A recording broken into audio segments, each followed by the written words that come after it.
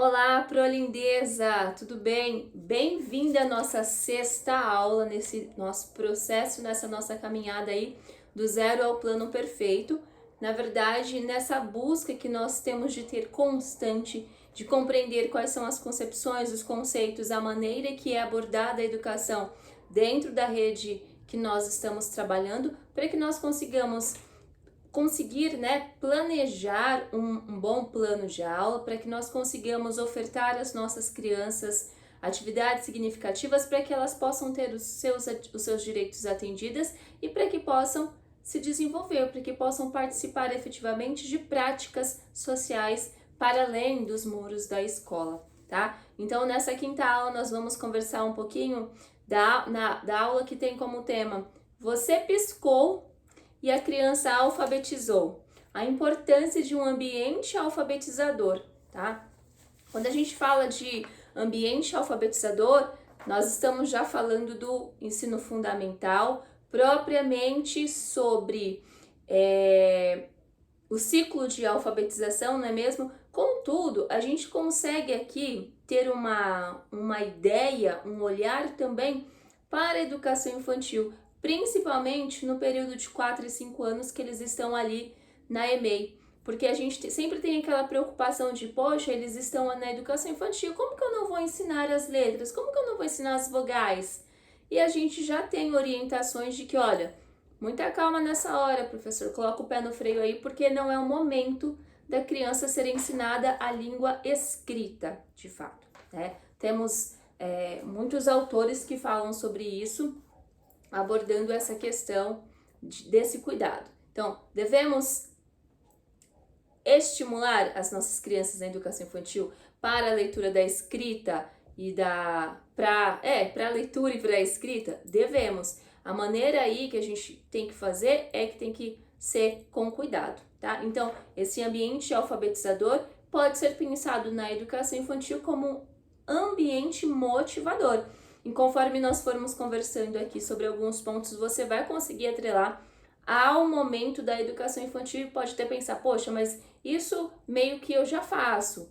Então, muitas das vezes a gente já tem algumas ações, só que a gente só não reconhece ou não atrela à teoria. E nós já vimos, falamos em aulas anteriores, que é importante no momento de planejar as nossas aulas, nós relacionarmos teoria à prática ou a prática à teoria, vice-versa, tá? Então vamos lá. Veja bem, a gente precisa primeiro pontuar 3 pontos aqui. Por que é importante nós falarmos sobre o ambiente alfabetizador ou, aqui uma colocação minha, sobre o ambiente motivador? Primeiro, é dentro da sala de aula que as crianças elas se desenvolvem. Portanto, a sala de aula em si é sim um espaço potente, tá? Então, quando a gente tem, por exemplo, na educação infantil, aquele livro Rotinas na Educação Infantil, que a autora trata apenas de espaços e ela fala como é importante essa movimentação dentro do espaço, dentro dos anos iniciais, no ciclo de alfabetização, que é mais voltada aqui à nossa conversa, a gente tem essa preocupação de que, olha, a sala de aula é um potente espaço de vários estímulos para as nossas crianças. E a bem na verdade é que muitas das vezes o que a gente vê em diversas escolas, não é mesmo? Você pode até inclusive me falar como que é na sua escola. A gente entra na sala de aulas, as paredes elas são vazias, é só mais um cômodo de uma casa ou mais um cômodo de um espaço. E aí tem gente que até fala assim quando entra em determinadas escolas, nossa, mas isso aqui parece, sei lá, uma prisão, é um ambiente frio, gelado, porque não tem mesmo esse olhar mais sensível, essa coisa aquecedora, convidativa, motivadora para as crianças. Então, é olhar o espaço da sala de aula nessa perspectiva também, tá? E a partir disso, pensar que, olha, dentro desse espaço, a gente consegue motivar e montar, planejar uma cultura letrada. E como é que isso pode acontecer? A gente já vai conversar logo mais. Um segundo ponto em relação ao ambiente motivador barra alfabetizador é que a criança, como a gente já sabe, ela é sujeito ativo na construção do seu saber, não é mesmo? Só que para a criança construir o seu saber, tanto no que concerne a leitura quanto à escrita, ela precisa motivar, ela precisa ser colocada em um espaço, em um ambiente em que a faça observar e refletir. Porque senão vai ficar aquela coisa que eu costumo dizer que é o lado obscuro do construtivismo, que a gente acha que a criança não piscar de olhos ou vamos esperar aquele estalar da criança que no tempo dela ela vai aprender. E é isso, pelo amor de Deus, não acontece. Esse estalar, ele acontece porque a criança ela é colocada em situações reais, práticas, efetivas, que estimulam a reflexão dela. E ao olhar aquilo e refletir, ela passa a compreender como que funciona. Ela começa a fazer associações, percebe? E aí sim, ela está sendo respeitada enquanto sujeita construtora do seu conhecimento. Um terceiro ponto é que o ambiente, todo ambiente alfabetizador ou motivador, ele vai proporcionar o reconhecimento e a reflexão da escrita. Uma vez que dentro do ambiente motivador ou alfabetizador, as crianças terão ali aos olhos dela textos, diversos gêneros textuais que possibilitarão aí esse olhar, esse contato, tá? Então, esses 3 motivos já fazem a gente entender o porquê dessa importância. E quando eu coloquei o título da aula, você piscou e a criança alfabetizou, é porque aí é realmente mais fácil. Não significa que acontece um milagre, que a criança do nada estalou e aprendeu. Não, mas é porque ela está sendo exposta diariamente. Olha, a criança fica 5 horas na escola, pensando aí no ensino fundamental. Se for o ensino infantil, então, é no mínimo o quê? 7 horas, né? No máximo 7 horas, eu acho. No máximo 7 horas. Imagina ela todo dia tendo esse estímulo. É claro que ela vai aprender, é claro que ela vai se desenvolver, tá? Então, quais são as características de um ambiente alfabetizador ou motivador? Eu amei essa ideia do ambiente motivador. Sério mesmo, eu já consigo assim ficar pensando, sabe, na educação infantil. Mas enfim, vamos continuar. Primeiro, quando a gente fala nesse ambiente, não significa simplesmente que a sala de aula ela precisa estar lotada de letras, de números, de textos. Colocou lá de qualquer jeito. Então, por exemplo, na educação infantil, se você for lá colocar o alfabeto, já compartilhei muito essa história quando eu estive na educação infantil. O alfabeto pelo alfabeto sozinho, ele não tem nenhuma serventia. Porque ali você vai estar querendo fazer só com que a criança decore a sequência do alfabeto, mas ela não está de fato associando, por exemplo, o som, o conhecimento daquela letra à grafia, fonema e grafema. Então isso não faz sentido, tá? Então ter por ter é melhor não ter mesmo, tá? Agora, quando você tem uma percepção do que você tem uma intencionalidade do que se pretende trabalhar com aquilo, aí é outra coisa. Então, por exemplo, se você tem um alfabeto lá em que ele tem os 4 tipos de letras. Então, a cursiva, maiúscula e minúscula, a letra bastão, maiúscula e minúscula, ou letra imprensa, né? Ali você já está trabalhando com a criança, não que você vai trabalhar diretamente, mas ela já consegue visualizar que, para a letra A, existem aquelas possibilidades. E ela já vai memorizando, guardando essas informações, tá? Então é diferente de simplesmente ter. Mesma coisa com os números. Normalmente, e tem autores que falam sobre isso na educação infantil, olha, não é para ter a escalinha do número de 0 a 10 na sala de aula. Porque para que isso? Só para a criança memorizar? Ela sabe contar de 0 a 10, mas ela não entende, de fato, a concepção, o significado de 10. Ela não relaciona a quantidade ao número. Então, olha, se ela olha ali o 10, ela vai falar 10. Mas aí você vai pegar, por exemplo, 10 balas? Ela não sabe. Ela não tem essa... Então, é muito da intenção que a gente tem, do objetivo que a gente tem ao fazer essa exposição. A mesma coisa com os gêneros. Eu posso pegar qualquer texto e expor na sala de aula. Eu gostei muito dessa música da borboletinha. Borboletinha tá na cozinha. Vou fazer uma exposição linda na minha sala. Com qual objetivo? Para quê? Esse texto foi trabalhado com as crianças? Está sendo trabalhado com as crianças? Percebe? Então, é esse olhar mais atento mesmo, tá? para que seja de fato um ambiente alfabetizador ou motivador, precisa ter aquela prática diária. Tudo que está sendo exposto ali precisa participar diariamente das atividades da criança, da reflexão da criança, mesmo que na interação entre elas, ou ela com ela mesma, sabe? Então, é isso. E aí o professor, dentro desse espaço mediador, ele entra, desse espaço motivador, alfabetizador, o professor, ele se torna o mediador, certo? Então, ele vai ser esse elo entre o meio que a criança está inserida e a prática. Então, vai ajudando. E aí é que fica muito claro essa questão do professor mediador, né? Não é simplesmente de esperar a criança lá aprender sozinha. É de mostrar os caminhos, possibilitar, chamar para reflexão, certo? Essa questão de espaço alfabetizador, eu gosto de dar exemplo que aconteceu comigo. Esse ano, inclusive, eu assumi o 3º ano, já quase no meio do ano, se não me falha a memória, e era uma sala fria mesmo, que não tinha nada nas paredes, e eu comecei a aprender sobre essa questão do ambiente alfabetizador.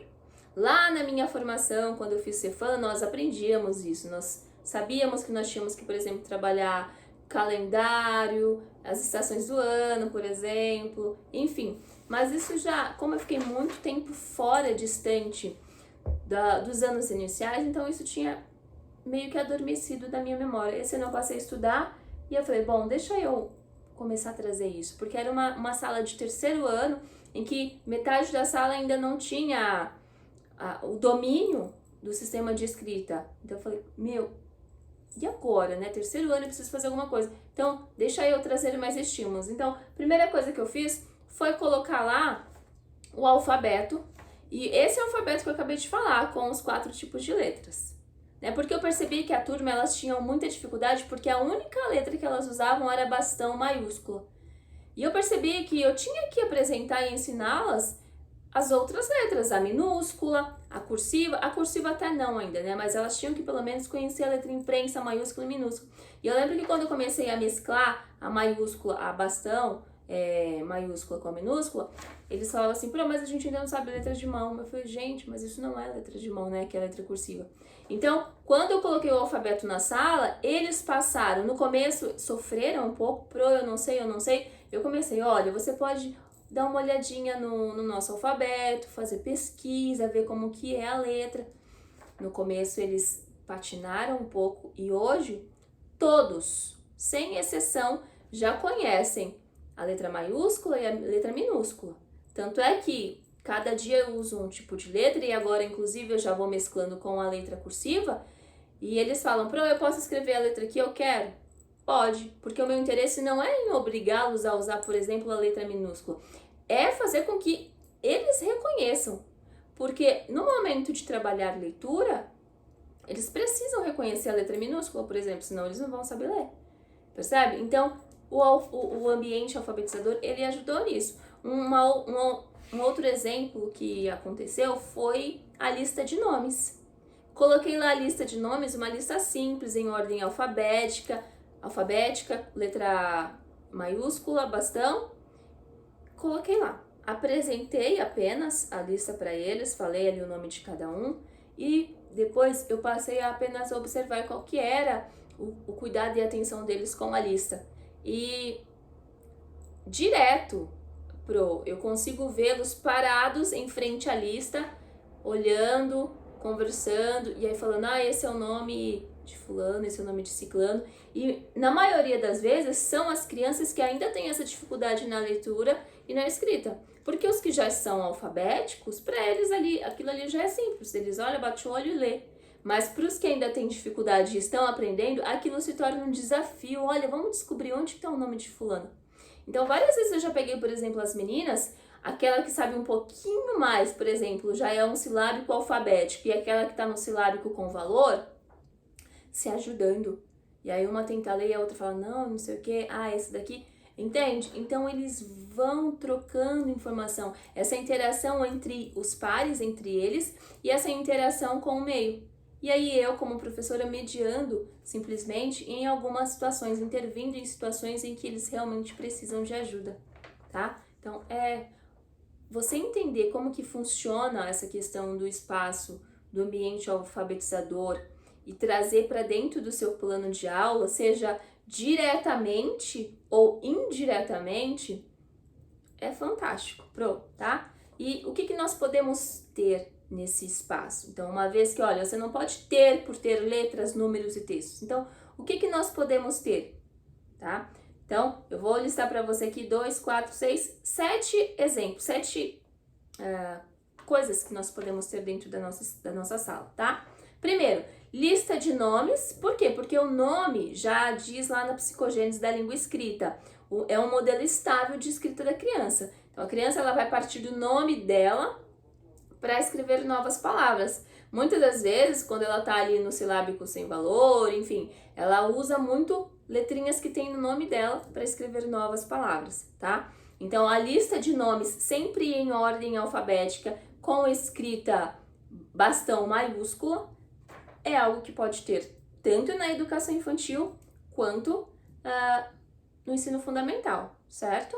Depois, o alfabeto na parede, então eu já falei como que deve funcionar essa questão do alfabeto. Na educação infantil tem que ter muito cuidado, muita sensibilidade, porque ele não pode entrar com essa preocupação e obrigação de que a criança tenha que memorizar, tá? Então tem que ter uma intencionalidade para que até você, enquanto professora, consiga justificar para a sua coordenadora pedagógica ou para a supervisora o porquê de ter aquilo na parede, uma vez que na educação infantil não é para se trabalhar os códigos, tá bom?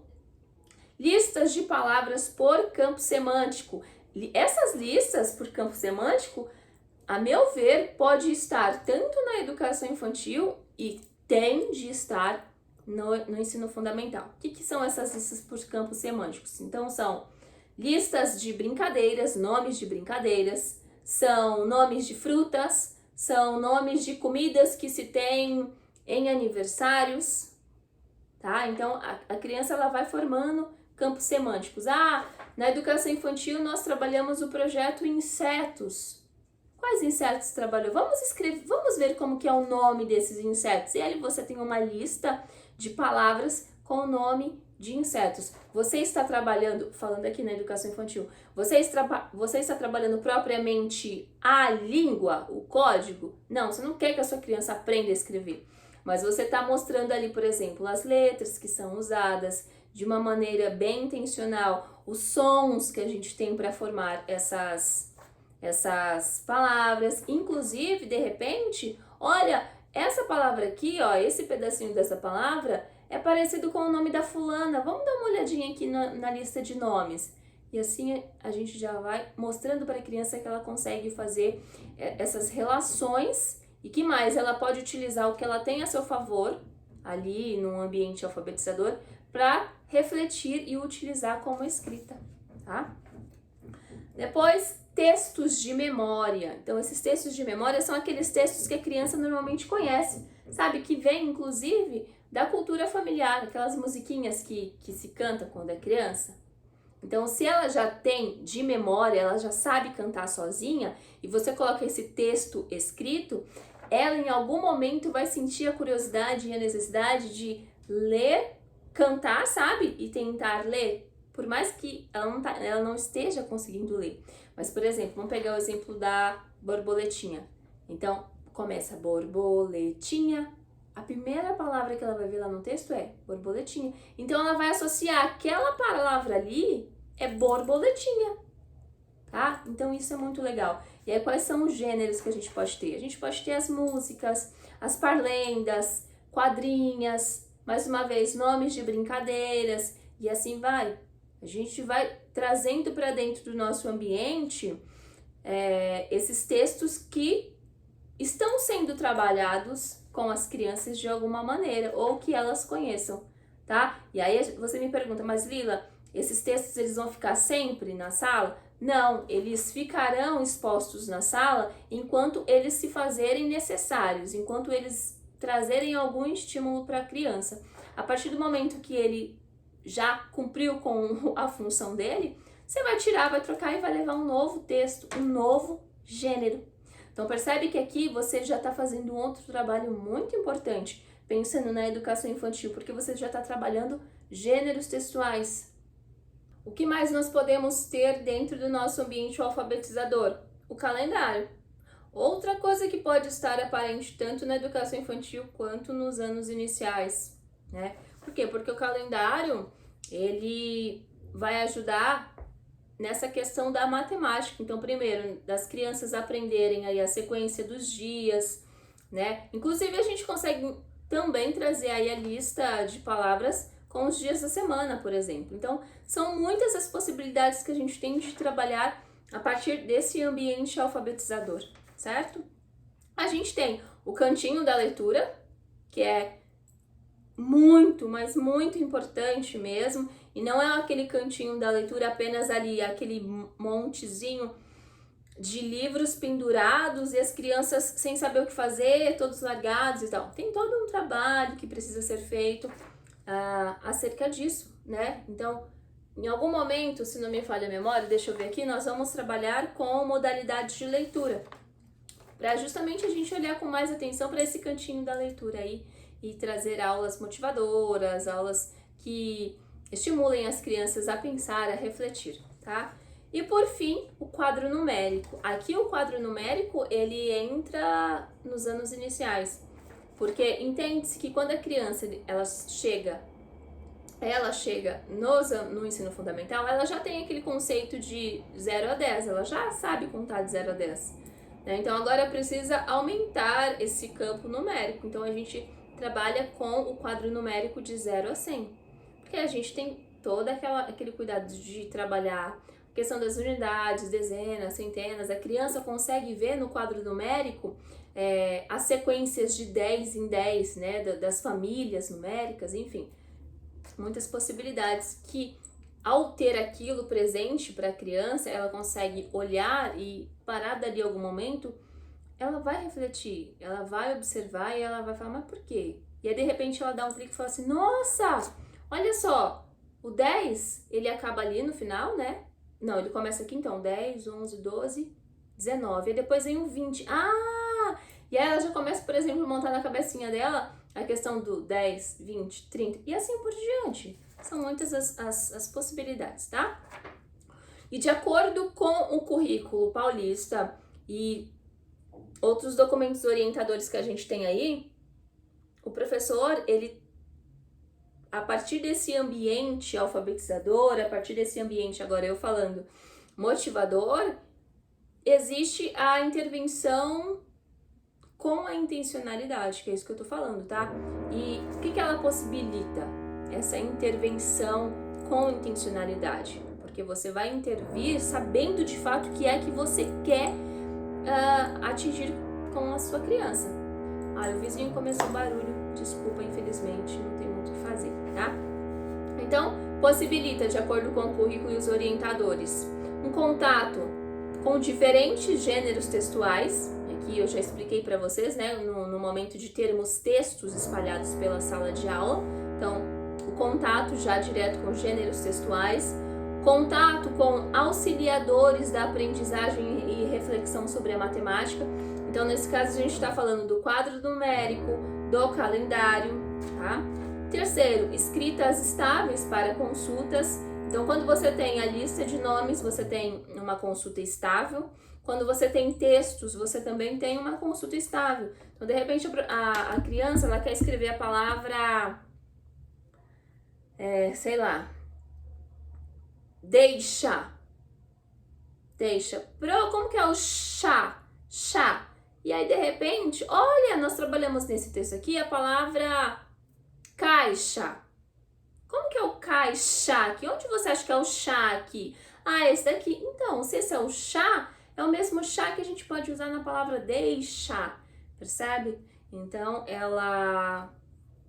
essa consulta, ela é importante para a criança, tá? Depois, é uma interação, quarto ponto, é uma interação entre os indivíduos e o ambiente. Então, interação primeiro entre os pares ali, entre as próprias crianças, nessa questão de reflexão. Lembra que eu dei o exemplo das duas meninas conversando? Depois, a interação entre as crianças mais o professor. E, por fim, essa interação no geral, de todos os indivíduos que estão inseridos nessa sala de aula com o ambiente, o quanto isso pode ser motivador e alfabetizador, tá? E por fim, a troca de experiências. Então, porque quando as crianças elas estão inseridas em um espaço desse, a troca de experiência vai ser muito maior, sem igual, tá? Só você pensar agora, esse espaço motivador, alfabetizador, e um espaço em que você entra e você tem salas cinzas e vazias e sem graças, só com uma lousa no meio da parede ali e nada mais. Até eu que sou adulta, eu não quero aprender desse jeito, né?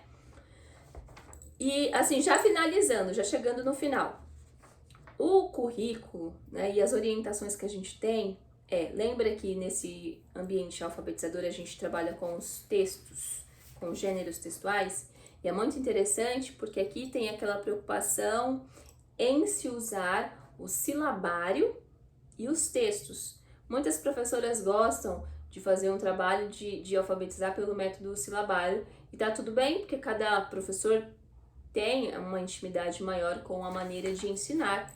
E a bem na verdade é que no dia a dia ali não existe um método correto. Você vai lançando mão daquilo que for necessário. De repente, teve um dia que você precisou trabalhar uma família silábica, porque você sentiu necessidade de que era aquilo que ia ajudar suas crianças. E você vai lá e lança a mão da família silábica, sem problema nenhum. Mas é interessante porque a orientação da secretaria é de que, olha, por que nós, secretaria, né, as orientações aí, nós achamos que é melhor trabalhar com textos do que silabários? Porque os silabários, ele parte do mínimo e a criança ela vai do menor som e construindo, né? Então, primeiro, ela teve que entender lá as letras, e aí tá, vai começar família por família. Então, vamos pegar o B e o A. E aí, o B com A, Bá, B com E, B. E aqui a criança, ela parte do mínimo. Já quando vai se trabalhar com os textos, a criança, ela tem um todo, e a partir daquele todo, embora seja muito mais desafiante, ao partir do todo ali, a criança ela pode refletir o porquê que está acontecendo, e claro, vai ter ali a ajuda, a intervenção intencional do professor para se trabalhar isso, tá? Chegamos ao final esse é um assunto que eu acho muito importante para que você consiga planejar de fato a sua aula